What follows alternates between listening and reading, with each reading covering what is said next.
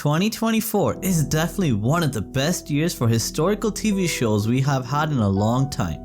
There were so many amazing epic historical shows that got released throughout the entire year that it made limiting my selection to only the top 10 very difficult.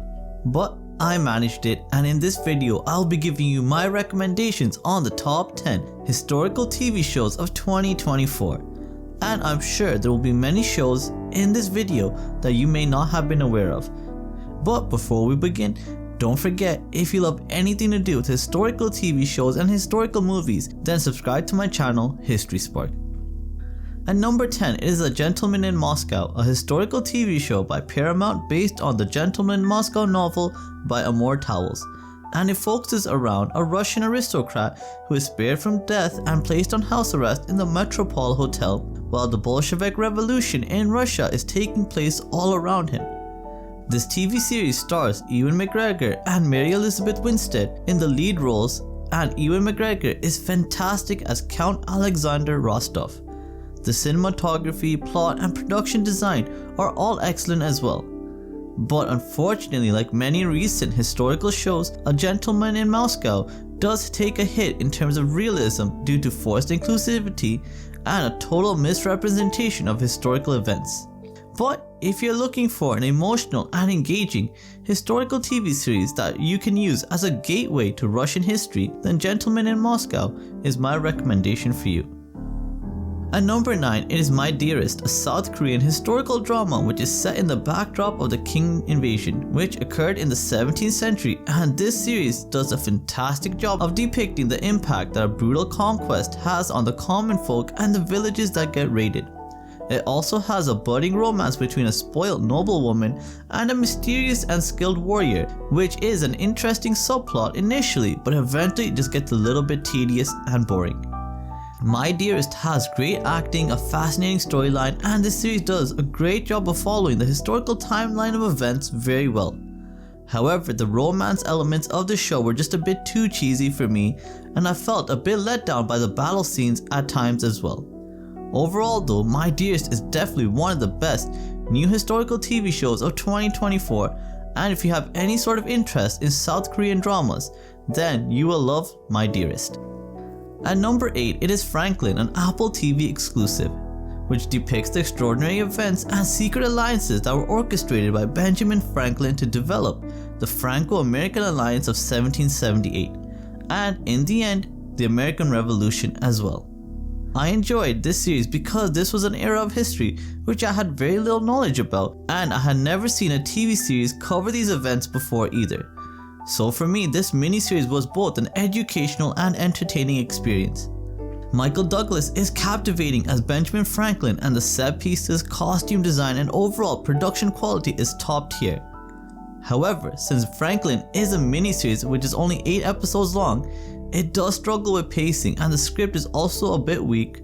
But if you're looking to find out more about the American Revolution and Benjamin Franklin's life in general, then Franklin is the perfect show for you. At number 7, it is Captivating the King, another South Korean historical drama, but this time it tells this fictitious story of King Yi of the Joseon dynasty and the cruel court politics he must contend with, making it nearly impossible for him to find someone at his court to trust, nevertheless fall in love with. But in a plot twist, a woman intent on assassinating him eventually ends up falling in love with him, and the series depicts their tumultuous and dangerous love story. This series has all the standards of a top tier South Korean historical TV show, has amazing set pieces, great acting, and the series does a fantastic job of building suspense and tension for the viewer. But my primary critique with the series is with its final episode, where it really dropped the ball. It did not resolve many of the main storylines adequately, and it rushed in too much information in such a short time period. But if you're looking for a series that has 15 amazing episodes and a lackluster finale, then Captivating the King is my recommendation for you. And if you have a Netflix subscription and a fan of K-dramas, then I would recommend giving Captivating the King a watch as soon as possible. At number 6, it is Manhunt, a historical miniseries focusing on the events leading up to and directly after Abraham Lincoln's assassination. And this is a series based on the book Manhunt: The 12-Day Chase for Lincoln's Killer. This series tells the story of how Abraham Lincoln's friend and advisor Edwin Stanton starts a long and challenging manhunt to track down Lincoln's killer, John Wilkes Booth.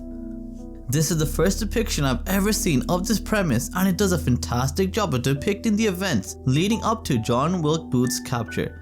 And the acting here is great, with Anthony Boyle being the standout performance for me. He is a villain that is definitely easy to hate. And to be fair, most of the cast here is brilliant, except for the actor who plays Lincoln, as his depiction just seemed a little bit odd to me and just very unrealistic. Also, the series does struggle with the poor script, and sometimes the dialogue is just a bit too simple. But the costume design, plot, production quality, and cinematography are all great here, and if you can get over a few initial quirks, you will enjoy Manhunt, which is available to stream on Apple TV Plus right now. At number 5, it is Those About to Die, a series which focuses on the reign of the emperors from the Flavian dynasty, and the grand opening of the Colosseum in ancient Rome during the 60s AD. Those About to Die is a show which focuses primarily on the importance of chariot racing, the political machinations of Domitian to enhance his power, and just how dangerous chariot racing and gladiator combat could be for all involved.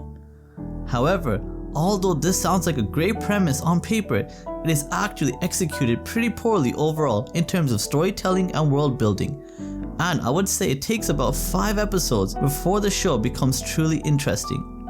However, it is the acting of Ewan Rayon as Tenax was the highlight performance for me, as he was truly excellent in every scene and he displayed such a great range of emotions. Also, the chariot racing and gladiatorial combat was pretty well done and pretty exciting to watch as well. So, if you would like to revisit ancient Rome and are okay with the series that starts off a bit slow and is pretty engaging till the halfway mark, but has some interesting characters and decent acting throughout, then Those About to Die is the recommendation for you. At number 4, it is Griselda, a Netflix original series which got released to the platform on the 25th of January, and this miniseries tells the extraordinary story of Griselda Blanco and how she built a cocaine empire in America and would eventually become known as the Cocaine Godmother, one of Colombia's most feared and ruthless drug lords. Griselda was a 6-episode miniseries which probably wasn't enough episodes to tell her complex story properly, but this show is rapid paced with so much happening per episode that you are glued to your screen from beginning to end. The portrayal of Griselda here is perfect, and I thought the performance of her husband was very well done as well. Griselda isn't on the same level of greatness as Narcos, and the pacing of the series is far faster than I would have liked, but Griselda is a brutal, fun, and engaging miniseries that you will probably end up binge watching in just one sitting. At number 3, it is Shardlake, a series which I did not have much expectations for but was pleasantly surprised at how good and interesting this miniseries was. Shardlake has a fascinating murder mystery plot which hooks you in right from the start, and some great acting by the 2 primary leads of the show, although most of the secondary characters though are very poorly developed and it's kind of hard to have any sort of empathy or attachment to them. Also, I do think it is important to highlight that even though Sean Bean is plastered all over the posters for Shardlake, he actually features very minimally within the show, and he maybe only takes up about 5 minutes of screen time in total. Nonetheless, if you're in the mood for a historical TV show which steers away from big battles and action scenes and focuses more on telling a tight-knit story and a suspenseful murder mystery, then Shardlake on Disney Plus is the show for you.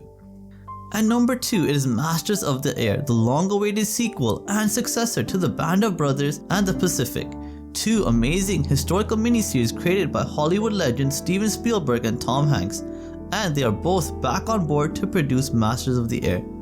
This TV miniseries got released to Apple TV late in January, and although the series is not as epic as its predecessors, I still really enjoyed Masters of the Air.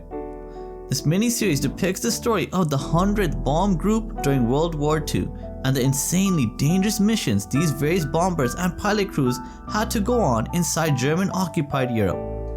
And Masters of the Air is a beautiful series, and it is evident that Apple has invested a significant amount of money within the show, and the viewer will find themselves engrossed in a fascinating and engaging story, some great air battle scenes, and some brilliant acting as well. However, I felt Aston Butler was miscast in his role, and there are just far too many characters within the series, making it jarring to keep up with all the characters coming in and out of the show. But Masters of the Air is still definitely one of the best war TV shows of recent memory, and if you enjoyed Band of Brothers and The Pacific, then you will love Masters of the Air as well. And obviously the top spot on this list was going to go to Shogun, and this TV series is based on James Clavell's book called Shogun, and it follows the adventure of three primary characters in feudal Japan. A white English sailor named John Blackthorne who ends up shipwrecked in Japan, Lord Toranaga, a powerful daimyo, and Lady Mariko, a multi-talented woman with a troubled past. The primary cast stars Cosmo Jarvis, the always awesome Hiroyuki Sanada, and Anna Sui. And this by far is the best ensemble cast I have seen of any TV series in a very long time. Every single episode of this TV show was magnificent, and you really couldn't wait to see what was gonna happen next and how the story was gonna progress. And honestly, if you haven't seen Shogun yet, you're truly missing out on a masterpiece of a historical show. The acting, set pieces, and characters here are absolutely amazing. And this show prioritizes authenticity and accurately depicting medieval Japan above all else. And this results in Shogun being one of the best historical shows ever created. Some people were disappointed with how Shogun ended, but I think it followed the source material perfectly, and I can happily recommend Shogun to any viewer of this channel.